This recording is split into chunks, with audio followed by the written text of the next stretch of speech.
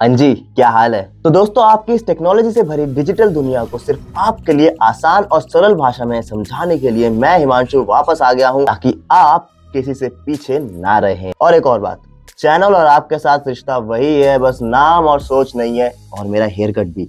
तो चलिए let's take assisted. दोस्तों, हम लोग आजकल हर वीडियो में डिजिटल दुनिया की हमारे इस टेक्नोलॉजी के बारे में बात कर रहे हैं, चाहे वो डिजिटल स्कैम्स हो या फिर उनसे बचने के तरीके। तो आज की इस वीडियो में हम ऐसे ही एक टॉपिक पे बात करने वाले हैं कि हमें साइबर सिक्योरिटी आखिर चाहिए क्यों, और हमसे मेरा मतलब है हमारे देश को, इंडिया को साइबर सिक्योरिटी क्यों चाहिए। दोस्तों, साइबर क्राइम सिर्फ किसी के साथ फ्रॉड करना या फिर किसी को ब्लैकमेल करके पैसा निकलवाना या फिर कोई स्कैम करने तक सीमित नहीं है। ये बहुत बड़ा वाइड टॉपिक है, जिसको समझने के लिए आपको इस वीडियो को एंड तक देखना होगा। दोस्तों, ये जो इंटरनेट की डार्कर साइड है ना, हमारी बढ़ती हुई टेक्नोलॉजी के साथ ये भी और पावरफुल होती जा रही है। अब बात सिर्फ किसी बंदे के साथ फ्रॉड होना या फिर किसी कंपनी के साथ स्कैम होने तक सीमित नहीं है, बात हमारे देश की सिक्योरिटी तक आ चुकी है। पिछले कुछ सालों में हमारे गवर्नमेंट के कुछ इंपॉर्टेंट सेक्टर्स जैसे कि इसरो, आरबीआई और न्यूक्लियर पावर रिएक्टर्स को संभालने वाले बार्क तक पे कई बार साइबर अटैक्स हुए हैं, जो कि अगर सक्सेसफुल हो जाते तो नतीजा जो होता वो हम लोग सोच भी नहीं सकते हैं। इंडिया अपने डेवलपमेंट के सुनहरे सफर पे है। हम लोग इस वक्त उस स्टेज पे हैं जहाँ पे हम वर्ल्ड इकोनॉमी का हब बनते जा रहे हैं। चाहे वो किसी भी सेक्टर में हो, हमारे पास इन्वेस्टमेंट्स आ भी रही है, हम लोग अच्छी ट्रेडिंग भी कर रहे हैं। कोई भी सेक्टर हो, हर जगह पे हम लोग डेवलप कर रहे हैं। हम लोग करंटली उस फेज में है जहाँ पे सबसे ज्यादा लोगों ने स्मार्टफोन या कंप्यूटर यूज करा है पहली बार। तो ये चीज रिजल्ट सामने है हमारे बिल्कुल। अब चाहे डिजिटल बैंकिंग हो, ट्रांजैक्शंस हो, हॉस्पिटल के इक्विपमेंट्स हो, सरकारी डेटा हो या फिर ट्रैवल टिकट्स हो, कोई भी चीज हो, हर चीज आधुनिक होती जा रही है, डिजिटल होती जा रही है। और यहाँ तक कि हमारा बनाया गया यूपीआई अब कितने सारे देशों में मान्य है। आपने कभी सोचा है कि हम लोग कितना ऑनलाइन ट्रांजैक्शन करते हैं? दोस्तों, आपको सुन के काफी हैरानी होगी कि हम एक साल में 72 लाख करोड़ का ऑनलाइन ट्रांजैक्शन करते हैं। इस बढ़ती रफ्तार के साथ रफ्तार बढ़ रही है साइबर अटैकर्स की भी।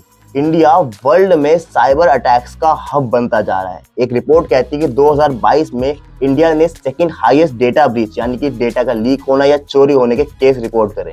2019 में इसरो यानी कि इंडियन स्पेस रिसर्च ऑर्गेनाइजेशन में कई सारे साइबर अटैक्स हुए। मालवेयर के जरिए हमारे पास कुछ ऐसे सॉफ्टवेयर या फिर कुछ ऐसी एप्स भेजी गई थी जिनको गलती से डाउनलोड कर लेने पे साइबर अटैक्स हुए, वो भी उस वक्त में जब हम लोग चंद्रयान 2 मिशन पे काम कर रहे थे। मालवेयर के जरिए हमारे इसरो में एक स्पैम मेल से कुछ ऐसा सॉफ्टवेयर या फिर कुछ ऐसा ऐप भेजा गया था जिसको गलती से इंस्टॉल कर लेने पे हमारा कॉन्फिडेंशियल डेटा उनके पास पहुंच गया था। जहां एक तरफ हम लोग नासा को वर्ल्ड के सबसे बेस्ट साइंटिस्ट प्रोवाइड कर रहे हैं, वहीं हमारे खुद के इसरो में, हमारे खुद के स्पेस रिसर्च ऑर्गेनाइजेशन में वर्ल्ड क्लास टेक इंजीनियर्स के होते हुए ये मालवेयर हमारे बीच में आ गया और हमें पता तक नहीं चला।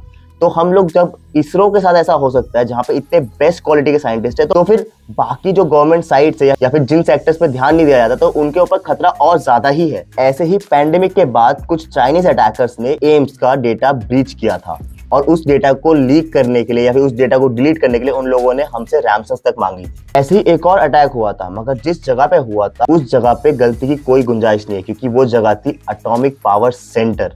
जी हाँ, वहां पर भी डेटा ब्रीच किया गया था, और वहां पे अगर जरा सी भी गलती हो जाती है, फिर कुछ भी ऊंच नीच होती, तो उसका जो रिजल्ट होता, हम सबने वो शायद चेरनोबिल की सीरीज में देखा था कि एक एटॉमिक सेंटर में जरा सी चूक से क्या क्या नुकसान हो सकते हैं। इंडिया में टोटल 22 एटॉमिक रिएक्टर्स है, जिसमें से तमिलनाडु के कुंदम वाले रिएक्टर में 2020 में ये अटैक हुआ था। अटैक होने के बाद 6 महीने तक किसी को खबर तक नहीं हुई थी कि वो डेटा लीक हो रहा है या फिर उस जगह पे अटैक हुआ है और वो डेटा कोई और भी देख रहा है। उस पीरियड में अगर कुछ गलत हो जाता तो शायद हमारे देश के नक्शे से वो हिस्सा हमेशा हमेशा के लिए गायब तक हो सकता था। दोस्तों, इसी वीडियो में मैं आपको आगे बताने वाला था कि असल में ये साइबर अटैक्स होते कितने तरीके के, और साइबर अटैक से मेरा मतलब स्कैम्स नहीं है। स्कैम्स भी अटैकर्स ही करते हैं, मगर वो अलग चीज है। और एज अ सिटीजन, एक नागरिक होने के नाते आप क्या क्या कर सकते हैं इन साइबर अटैक से बचने के लिए, हमारे देश को बचाने के लिए, वो भी मैं आपको आगे बताने वाला था। मगर क्योंकि ये वीडियो थोड़ी सी लंबी हो चुकी है और अगर मैं आपको अब ये चीजें बताऊंगा तो थोड़ी और ज्यादा लंबी हो जाएगी, इसलिए मैं इस वीडियो को यहीं रोक के एक सेकंड पार्ट बना दूंगा इसी वीडियो का कंटिन्यूएशन में। वहां पे आपको ये दोनों चीजें समझा दूंगा।